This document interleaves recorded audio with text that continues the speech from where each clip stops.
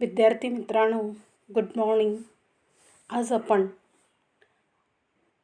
Marathi compulsory शब्दसंहिता याच्या दुसऱ्या सत्राला सुरुवात करत आहोत. पण तुमच्या मनामध्ये प्रश्न असेल की अजून आमचं पहिल्या सत्राची परीक्षा झाली नाही आणि मग हे दुसऱ्या सत्राचं सुरुवात का?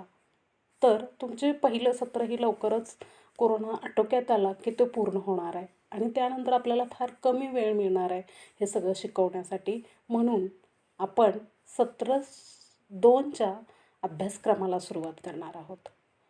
पण तुम्ही सत्र 1चा सिलेबस हा वेगळा आहे, तो आपण पूर्ण केलेला आहे आणि सत्र 2 हे जे सिलेबस आहे तो वेगळा आहे, हे तुमच्या लक्षात येतच असेल. तरी तुम्ही ह्या दोन्हीमध्ये जंबल न करता व्यवस्थित सत्र 1चा व्यवस्थित अभ्यास करून सत्र 2चा पण अभ्यासाला सुरुवात करावी असं मला वाटतंय. तर हे सत्र दुसरं शब्दसंहितेमध्ये आपलं शब्दसंहिता हे जे आपलं पुस्तक आहे त्यामध्ये सत्र 2चा जो सिलेबस दिलेला आहे तो मी तुम्हाला थोडक्यात सांगते. तर आपल्याला या सत्रामध्ये सुद्धा आपल्याला 4 विभाग शिकायचे आहेत. तर त्यामध्ये पहिला जो विभाग आहे, पहिले 2 विभाग जे आहेत ते आपल्याला वेगवेगळ्या कवींच्या कविता, 2-2 कविता, एका कवीच्या 2-2 कविता आपल्याला शिकायच्या आहेत. आणि तिसऱ्या विभागामध्ये आपल्याला निबंध, आपण जो पूर्वीपासून निबंध लिहित आलेलो आहे त्या निबंधाचं स्वरूप, व्याप्ती किंवा निबंध कसा लिहावा हे थोडक्यात आपण शिकणार आहे. आणि विभाग 4मध्ये आपण प्रात्यक्षिकासह निबंध लेखन करून घेणार आहोत. पण अर्थात आता हे विभाग 4मध्ये वर्गात तो सराव करून घेण्याचा आहे, ते कितपत शक्य होईल आपल्याला आत्ता तरी माहीत नाही. पण किमान आपण विभाग 3 या जे विभाग 3चे आपण सुरुवात करू शकतो. आणि मग अशा प्रकारे सत्र 2ची ही सिलेबस आहे. आणि मग विभाग 1मध्ये 4 कवी आहेत. त्यामध्ये संत नामदेव, त्यांच्या 2 कविता आहेत, पतित पावन आणि पंढरीस जावे. त्यानंतर दुसरे कवी आहेत अनंत फंदी, त्यांच्या 2 कविता आहेत, जमाना आला उफरटा आणि हे मूर्खा खुंतर का. तिसरे कवी आहेत महात्मा फुले, त्यांच्या 2 कविता आहेत, मानवाचा धर्म एक आणि दुसरी कविता आहे धीर. आणि चौथे कवी आहेत बालकवी, जे आपण त्यांची फुलराणी ही कविता आणि अप्सरांचे गाणे ह्या 2 कविता शिकणार आहोत. अशा प्रकारे आपण प्रथम विभाग 1मधील हे जे 4 कवी आहेत त्या 4 कवींच्या 2-2 कविता काय आहेत याची थोडक्यात मी तुम्हाला ओळख करून देते. प्रथमतः आपण विभाग 1मध्ये संत नामदेव यांच्या ज्या 2 कविता आहेत त्या 2 कविताविषयी आपण अभ्यास करणार आहोत. तर ह्या 2 कविता शिकण्याआधी किंवा माहिती करून घेण्याआधी आपणाला संत नामदेवाविषयी थोडक्यात माहिती करून घ्यावी लागेल. तर संत नामदेव हे मराठीतील पहिले भावकवी, पद्य चरित्रकार, आत्मचरित्रकार, आख्यान कवी, भागवत धर्माचे पहिले संघटक आणि प्रचारक, कीर्तन परंपरेचे प्रवर्तक अशा अनेक दृष्टीने नामदेवांचे व्यक्तिमत्व संपन्न आहे. त्यांची अभंगवाणी म्हणजे त्यांच्या भाववेड्या, उदात्त, प्रसन्न, सोज्वळ आणि निष्पाप अशा व्यक्तिमत्वाचा आविष्कार आहे.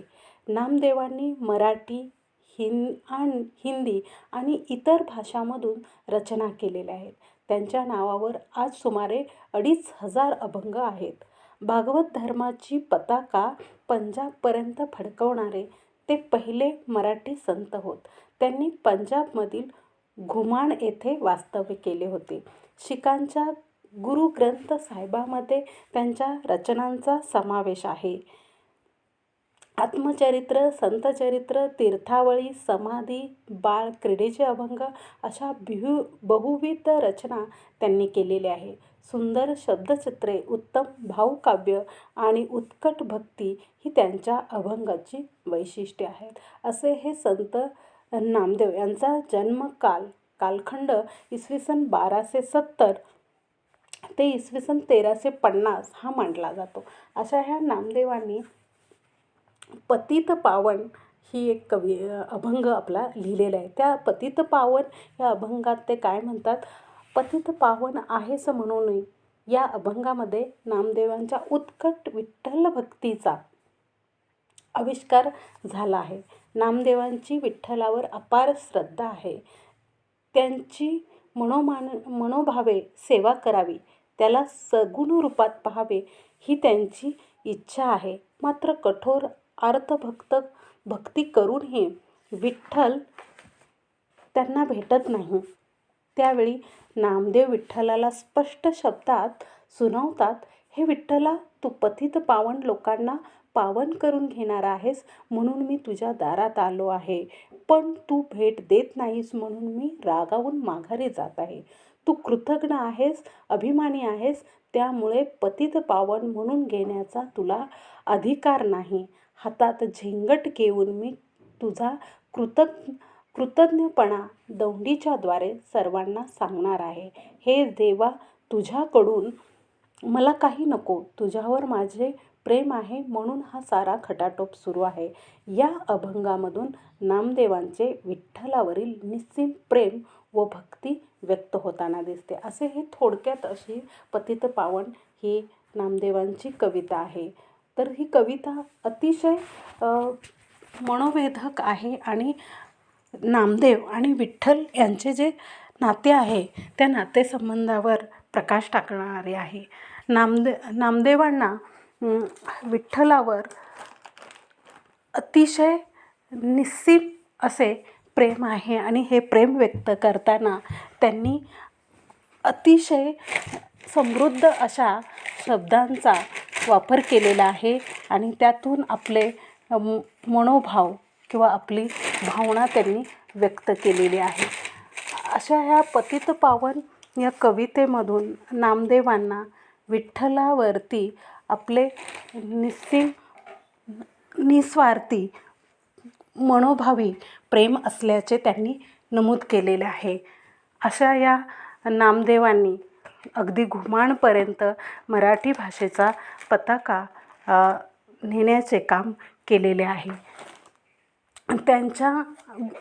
त्यांनी मराठी, हिंदी आणि इतर भाषेमध्ये सुद्धा त्यांनी अभंग रचना केलेली आहे. आज सुमारे 2500 अभंग त्यांच्या नावावर उपलब्ध असल्याचे आपण पाहतो आहे. अशा या नामदेवांचं आपण थोडक्यात परिचयसुद्धा पाहिलेला आहे. नामदेवांचं एकूण कार्याबद्दल आपण जर पाहिलं तर आपल्या असं लक्षात येते की त्यांनी मराठी साहित्याची जी पताका आहे ते पंजाबपर्यंत नेण्याचा नेलेली आहे. म्हणून त्यांचं गुरुग्रंथ साहेबा या पुस्तकामध्ये सुद्धा त्यांची रचना उपलब्ध आहेत. असे हे नामदेव त्यांनी पतित पावन आपण ह्या कवितेचा थोडक्यात अर्थ पाहिलेला आहे. पण ही कविता अगदी 4-5 ओळीचीच आहे, पण खूप असे व्यक्त करणारी आहे. ते काय म्हणतात या पतित पावन कवितेमध्ये बघा, कविता थोडक्यात सांगते तुम्हाला. पतित पावन नाम ऐकुनी, पतित पावन नाम ऐकुनी आलो मी द्वारा. पतित पावन नव्हेसे म्हणून जातो मी माघारा. घ्यावे तेव्हा द्यावे ऐसा अससी उदार. काय धरू मी देवा तुझे कृपणाचे द्वार. सोडे ब्रीद देवा आता नव्हेसे अभिमान. पतित पावन नाम तुझे ठेवले कोणी. झेंगट घेऊन हाती दौंडी पिठेन तीही लोकी. पतित पावन देवा परी तू मोठा घातकी. नामा म्हणे देवा तुझे न लगे मज काही. प्रेम असू दे चित्ती म्हणून लागतसे पायी. अशी ही अतिशय थोडक्यात असलेला हा अभंग आहे. आणि या अभंगामधून आपण पाहिलं नामदेवांची विठ्ठल भक्ती स्पष्ट झालेली आपण दिसते. विठ्ठलाविषयी निस्सीम प्रेम आणि भक्ती व्यक्त झालेली आपण पाहिलेली. त्याच नामदेवांचं दुसरा अभंग आहे पंढरीस जावे. या पंढरीस जावे या अभंगामध्ये नामदेवांनी विठ्ठलाबद्दलचं निस्सीम भक्ती आणि प्रेम परत व्यक्त करताना आपण पाहतो. पंढरपूर हे वारकरी संप्रदायाचं दैवत आहे. माहेर मानलं जातं आणि विठ्ठल हा तिथलं माहेर घर, पंढरपूर हे माहेर आहे असं वर्णन केलं जातं. तर या कवितेमध्ये नामदेव काय म्हणतात बघा, अभंगामध्ये या नामदेव काय म्हणतात बघा. कविता अशी आहे, अभंग असा आहे. पंढरीस जावे जीवन मुक्त व्हावे, विठ्ठला भेटावे जीव लगा. काया वाचे मन चरणी ठेवावे, प्रेम सुख घ्यावे सर्व काळ. सुखाचे साजरे श्रीमुख पाहावे, जीवे उतरावेत लिंब लोण. बाहेरी भीतरी कैवल्य अवघे, वाचे न बोलावे ब्रह्मानंद. चिरंजीव नामा कंठी धरी प्राण, करी तुझे ध्यान रात्रंदिवस.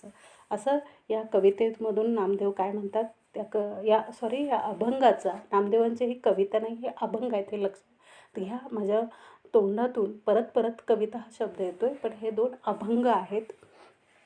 या अभंगात पंढरपूर व विठ्ठलाचे महत्त्व येते. वैष्णवांनी एकदा तरी पंढरपुरात जावे व तिथल्या भक्तिमय वातावरणात स्वतःचे जीवन मुक्त करून घ्यावे. विठ्ठल हा जिवलग असून त्याला उराउरी भेटावे. त्या भेटीमधील प्रेम सुखाचा अनुभव घ्यावा. त्याचे मुखदर्शन झाल्यानंतर स्वतःच्या जीवावरून लिंबलोण उतरून टाकावे.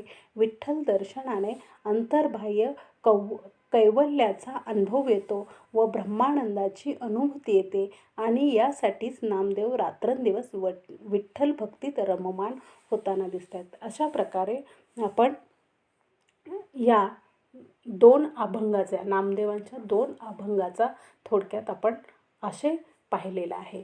त्यानंतर आपण बघूया की अनंत फंदी या कवीच्या 2 कविता आहेत. तर असं हे प्रत्येक कवीचे 2-2 कविता आपल्याला पहिल्या या विभागामध्ये अभ्यासायच्या आहेत.